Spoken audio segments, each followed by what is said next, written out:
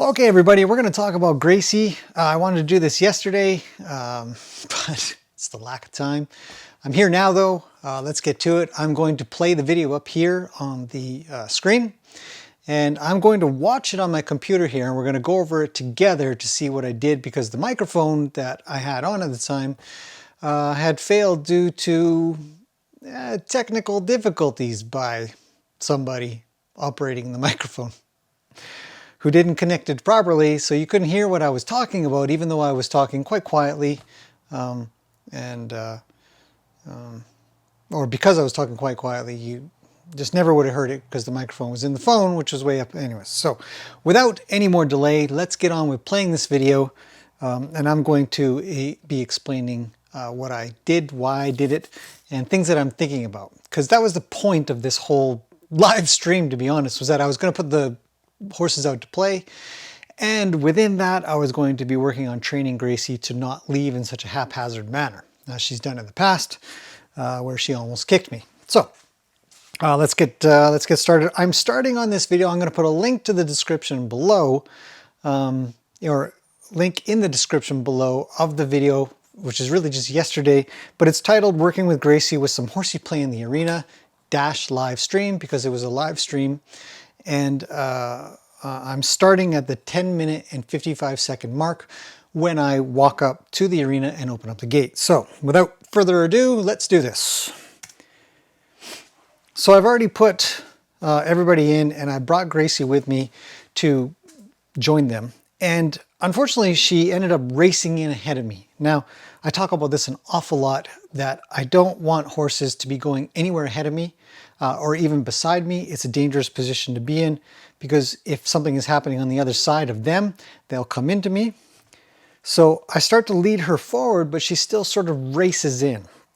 Now, I'd like to change her thought process from wanting to race in or race past me, even though she's in a bit of a squeeze, to just staying calm. So this is repetition. This is slow and careful repetition with some reassurance. You can't really see it on screen, but I am trying to pet her, check in with her, and I'm asking her to slow down when she comes through. I stop her and I ask her to come back through. I even would like her to walk back out, but she still ends up trotting out quite a few times. So we go over this quite a bit. So I'll also mention that, so there she finally walks in, which is acceptable, and I end up closing the gate. But I also want to say that I've got the other horses in here for a reason, which we'll see shortly. I didn't want to do it with just her alone, because generally it doesn't present itself, or the problem doesn't present itself as much as it does if there's other horses in there. So one of the things I'll do is I'll lead her around, but I'll have her keep a distance. So what I'm doing here is I'm going to each horse and really talking to her. And so I'll be the person in between. I'll be the horse that's in between these two, if I was a horse kind of idea, saying, no, you don't get to tell her what to do while I'm here. So I would block Ruli if I needed to. I didn't need to. She just used her ears and her nose a bit. Now I go over to go get Lena, not get Lena, but really to go stop her and pet her, while I have this basket case behind me. So I finally do get up to Lena. She'd like to leave. I'm not sure why. It doesn't really matter why. I was able to stop her, pet her, say thanks, that kind of thing.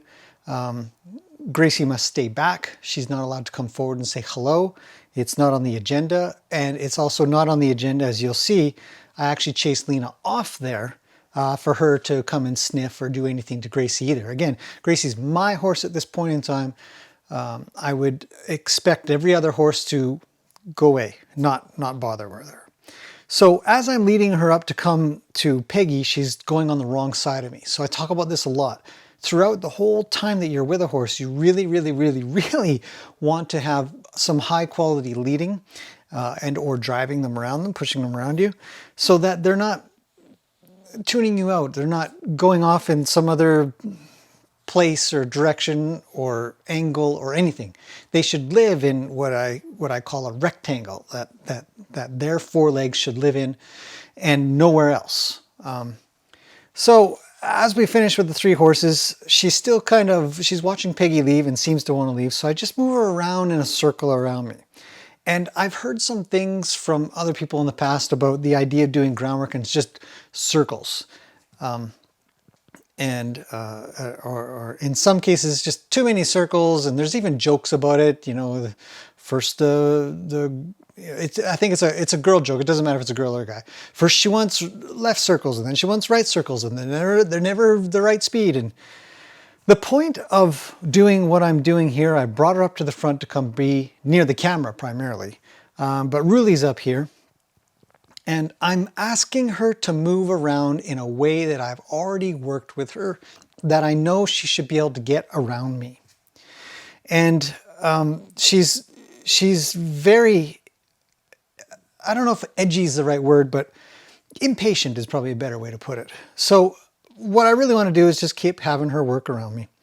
And when I kind of got that, I added something extra into it because I want to come back to the basics, but I'll just bump it up a little bit. So I'm just throwing a rope around over top of her back. It's going to go over the other side of her.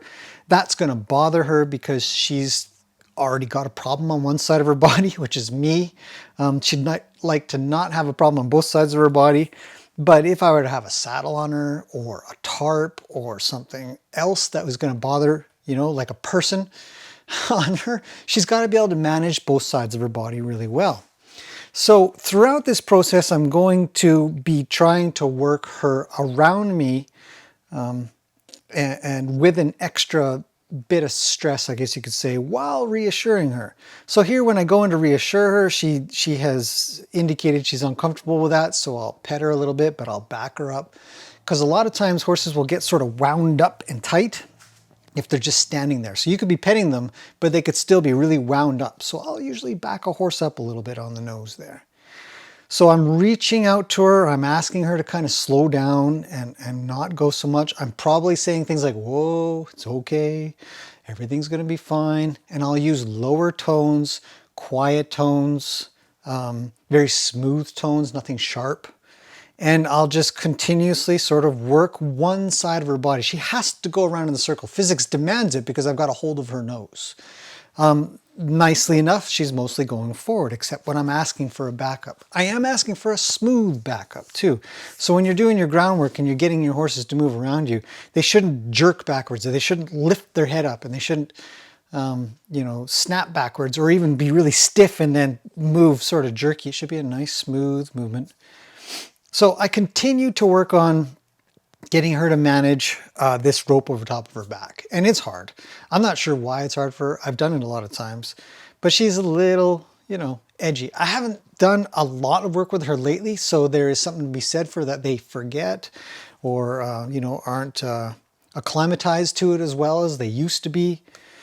But she's had plenty of stuff on her, but she's quite worried. So then right before this, when I went to go pull it, it actually kind of caught around her a little bit and it got her pretty worried.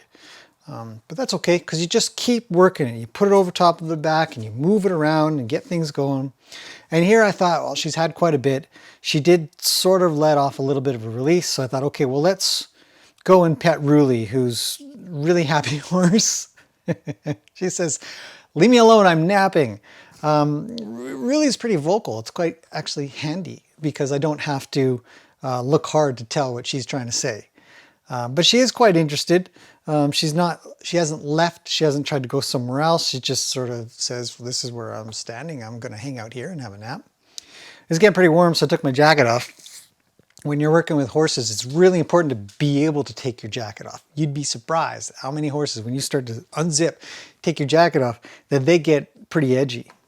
So with a minute or two to sort of relax for Gracie and take a breath and realize she's not dead yet from having a rope chucked on her back, I keep going. And right here, I'm rubbing her withers. And I was talking in what I thought was a working microphone, and I was trying to explain, see how her head went down there and she's sort of relaxed. What I was trying to explain is that when I'm on top of a horse, a lot of times the only way I'm going to really be able to reassure them is touch their withers, which is a very good place to do it, which is proven by many bits of research and scientific experiments and things like that out there. So I'm working the rope back and forth, and I was talking and saying, you know, this is really important to be able to flick this thing back and forth. It's going to a little bit of whack here and there, kind of nothing too exciting. Just trying to keep things relatively calm.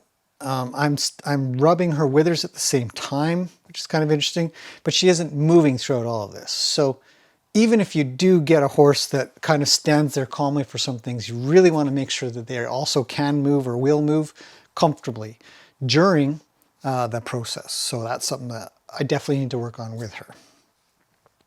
So now I'm giving her a second to just take a little bit of break, have a little stretch. There's quite a few times during this she shakes off, but I think it's mostly when I start working with the top of her head.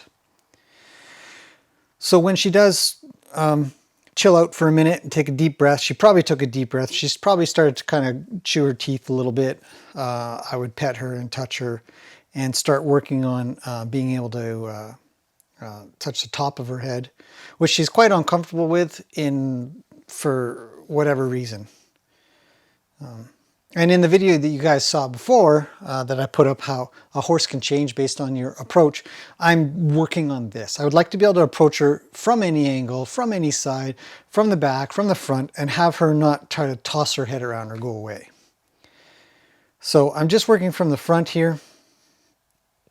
And sometimes when I'm trying to play with the top of the head, I'll use my secondary hand, which is in this case my left hand, and I'll just sort of ask her down, and then if she comes down, I'll take my hand off and I'll continue doing what I'm doing. But I'm going to ask for two different things. I'm going to ask her to tolerate this, and I'm going to ask her to do something, or move her nose this way or that way, or something like that. When she kind of gets it and she sort of releases and she puts her head down, what I'd really want is actually for her to tell me I've had enough, not by lifting up and raising out, but actually by putting her head down and relieving herself of all that pressure that I would have to reach really far down to get to her. So I want her to put her head down. I want her to just chill out down there. It's also proven that when horses put their heads down, their heart rate slows down as well.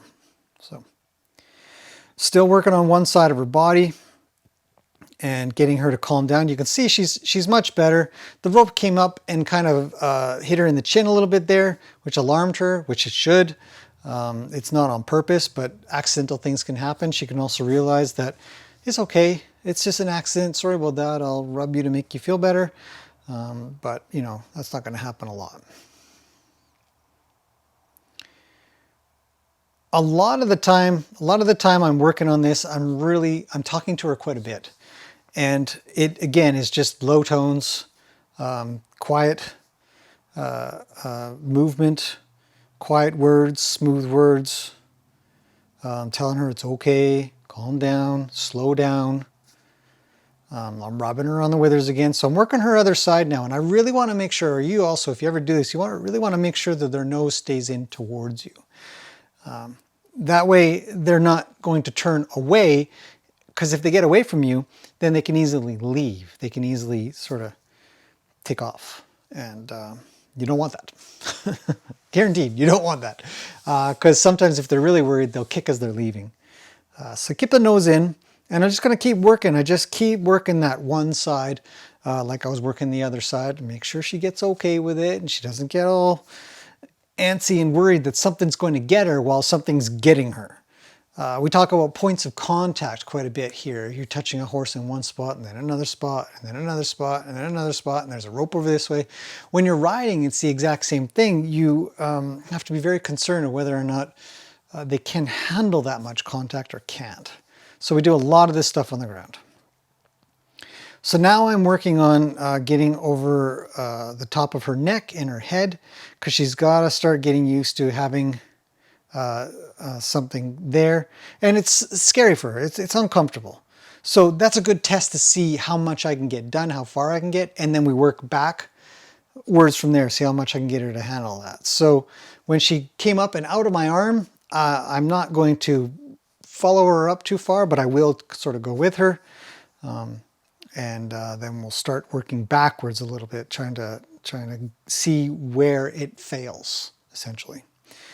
So it generally fails for her if I come over from the back over the top and start bugging her. Now my left hand is working to try to keep her with me as best as she will stay with me. So I'll let off pressure as often as I can. As long as she stays with me, as long as she puts her head down, then I don't have to handle the halter. I'm really just going to keep bugging her and keep bugging her and let her know it's okay, you can handle this. And you'll see here I have plenty of success when I come from the front and work my way back. And I'm holding her nose, not tight or trying to keep her in, because if I did, I'd probably actually affect her even more negatively. But I'm just got a light touch. And in a few seconds here, I believe, I take my hand off and I continue doing what I'm doing. But I'm really, really asking her to stick with me here and tolerate this. And I can get up and over her head and sort of flick her ears in a way. They come back and then they come forward because that's the way they work, which is good. It's rather than having them stay straight back and just go all the way down to her withers. And pretty soon she just gets a little bit better with all this. So I'll scratch down low and I'll prepare her a little bit. I've dropped the rope. Now I'm using my left hand as my primary. My right hand is more my secondary, and I switch between those two. One's going to hold and ask her to wait, and the other one's going to do the action. But I'm going to switch between those two. So here my left hand is doing a hold and wait for me, please, while my right hand works. And we'll see if I switch back again and hold with my right. Now there, see, there's a big change right there. She's handling it much better. I'm actually using both hands. She's put her head down to try to get out. But I just think, I probably thought I just want to do a little bit more. And so I rub her nose and I played with her mouth and her nose at the same time. I want to check that out as well. She did very well with the top of her head. So I would call that a huge success for that part on one side of her body. So we play a little bit more, see how she does. Make sure she can handle the overhead stuff. I've dropped the rope completely, so I don't actually have a rope in my hands. If she chose to completely leave, I don't know if I'd be fast enough, but I trust that she's going to stick with me. And again, the other horses in the arena actually are a little bit of a help, not a hindrance, because they're all sleeping. None of them are getting overly concerned that anything bad is happening, and she should be able to feel that energy as well. Come down, calm down. We're in a warm, safe place to be. Nobody's excited. Nobody's running around. I've gone to pet them all. I've checked in with them all with her. And so she can see that. There, her head went down. That's good. So I'm just rubbing sort of the top of her head, and I'm trying to get to the ear, and I'm trying to get on either side of her ear. And she's really avoiding it at all costs. And I would imagine that horses do kind of think, oh man, I've had enough. Would you just knock it off? Which is fine. I think it's fine for a horse to be sort of irritated or pestered. And because it's not, I'm not trying to hurt her. I'm not trying to do anything that is painful of some sorts. So by continuing to sort of pester her, I can hopefully get her to a point where doing this it may not be the overly desirable thing that she'll kind of want or look for, but at the very least, she won't be afraid. We don't want her afraid. An afraid horse is a dangerous horse. So I keep going backwards over her neck, and then I sort of came forwards over it as well.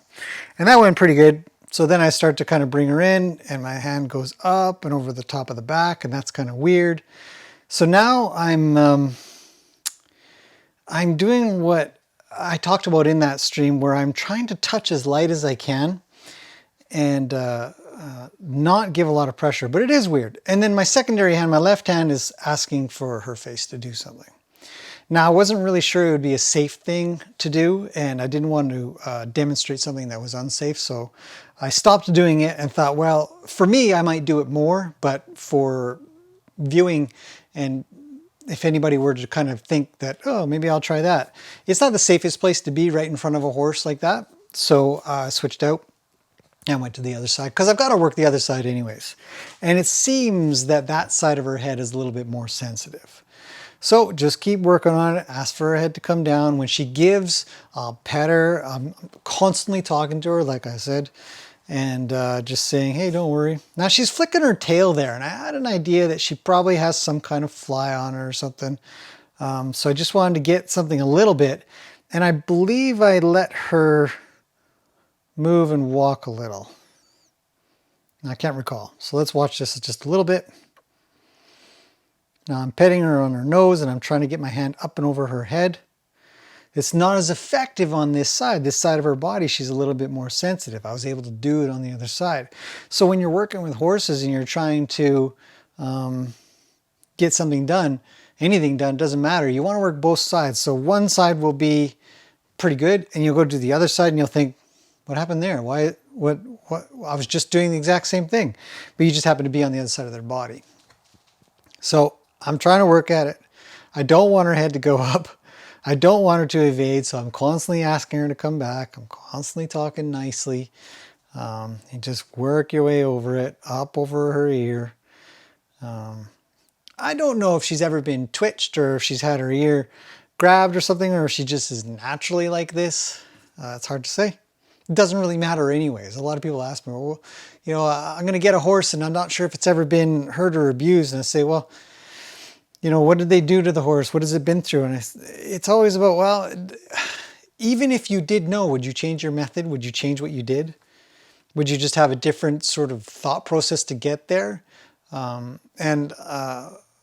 As I work through this problem here, somebody might say, oh, she's being stubborn, or I've had some people say she's playing games, or she's not listening to what you say. And I just say, if you always look at a horse as one that has been hurt, then you can always really look at them like they're scared. And if you always look at them like they're scared, there should be some humanity there that just says, oh, it's okay. I'll help you through that. And then you just work them through it patiently and quietly. And so I'm trying to get her to not be so touchy. And I'm pretty sure I'm doing light touches, as light as I can on certain spots around her ear. And I've got my fingers sort of coming around either side of her ear. And it really bothers her. That really bothers her. And like I said, you'll see a few times when I stop doing it and she has this big shake. And it's like she's shaking off some stress or shaking off some tension there. So there's a part of this that is a little bit like massage. And if you've ever seen, what's his name? I mentioned it in the chat later on. Jim Masterson. And he's got some really interesting videos about how to touch and where to touch. And when you do touch, you're looking for a blink. And I talk about it a little bit here. I said, I'm kind of looking to see if she's going to blink for me. And, you know, when I touch a certain spot, and she's very touchy at the top of her head. I'm not overly surprised. I'm not surprised at all she's got tension up there. So as I'm very lightly touching, I mean, it is just skin, hair touch. I mean, just light. And I'll hold and I'll wait and see when she can kind of release, or when she sort of looks towards me and stuff and reaches towards me a bit, I'll let off. And so I made some good progress there. She did sort of reach towards me a bit. And so I've come back to the other side to see how that side is. It's not as good as I'd like it to be, so we just work at it some more. But a lot of this is pure patience. It is purely, it's okay. You can do this, and you just do less. Each iteration, there she put her head down to try to release out of it, and I want her to get that muscle memory that when I go to bug her or something like that, and she doesn't sort of push into it like she wants some scratches, because sometimes she does. And when she puts her head down, I want to say, it's okay. You can have a release. You can do a bunch of other things while you're doing this so well. You can, there she had a big shake. She's reached for me. She's checking in. And I'll check the head and I'll bring my hand up and over. And it was really good. There she is, just totally relaxed. And just stand with her. Now she looked like she was thinking of going for a roll. I don't want her to roll with a lead rope on. She's not really prepared for that yet. She can't even step on her own lead rope by accident and not freak out. So I figured that was enough. I go to take the halter off. and I loosened it, and then I continued to sort of rub and touch her and check the top of her head and see how she does with her ears, even with the halter loose, because she knows what it means when the halter goes loose. So I don't want her thinking that she's going to be going anywhere just yet. So as I'm working that part, I go to take the halter and I put it around just her neck. So I locked it just onto her neck. And not yet, but pretty soon here, I'll go to leave her. So the halter's off, but she wasn't quite, I don't think she was quite where I wanted her to be. So she's curled around quite nicely. I'm very happy with that, but it doesn't mean that she can't just tear off anyways. So I like her thoughts to be with me a little bit better, wanting to not, so if I step back, I just check to see if she was going to go leave. Now, she does know she's still kind of roped, so there's something to be said there that I don't quite have what I'd like. So to test out whether or not what I was doing was effective, is I finally just went for the next step, which was to take the halter right off. I continued to rub her on her other side, down her withers, and then I think pretty quick here I let her go. And we both walk off just very quietly and slowly, and she does what she does, which is to go have a roll. But there's no racing off. There was no running off right now. She was content to leave me slowly, and didn't give any sort of sideways opinion or anything like that. So hopefully that's helped. Hopefully I was able to talk through what I was doing at that point. And she's gone for a double side roll there, which is great. And after this, she goes and runs off and stuff. So if you want to see all that stuff, check out the video. And you'll see her running around a little bit crazy. But while she was with me in the beginning, she was a little edgy. But by the end, I had her quite, I'd say docile is not a bad word. Very quiet, which is really good. I'm quite happy with. So hopefully that explains that for you guys and it makes some sense. I wish that my microphone was working at the time, because I probably would have had better timing to explain everything that I'm talking about. But I'm mostly just thinking patience. I'm thinking about that touch. I'm thinking about release when I need to. I'm thinking about whether she's feeling back for me when I'm done something. Was she checking in or trying to leave? And so over time, this will get much shorter. So this took about 25 minutes for her to be where I thought that it was really good. And even then, there was a little niggle of doubt in my head. So I want that to go away from me as well. So over time, though, I definitely see that going much, much closer to 30 seconds, 10 seconds, 2 seconds. You let her go. She doesn't try to leave, or if she does leave, she just kind of goes off quietly. That will get there, I think. Or at least maybe to where I say, you can go now, and not have her try to leave on me. Not to say it's going to be anytime soon, but it will happen. So thanks for watching, everybody, and I'll see you guys again tomorrow.